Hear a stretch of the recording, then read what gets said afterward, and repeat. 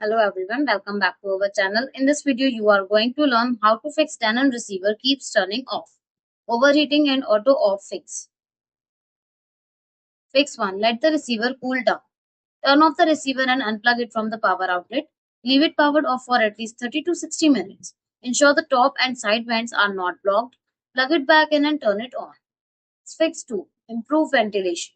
Do not place the receiver inside a tightly enclosed cabinet.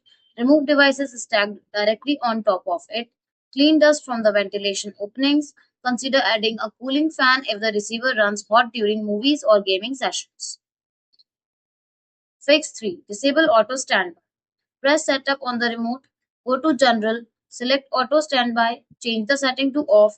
This prevents the receiver from automatically entering standby after a period of inactivity. Fix 4. Check speaker wire connections. Turn off and unplug the receiver.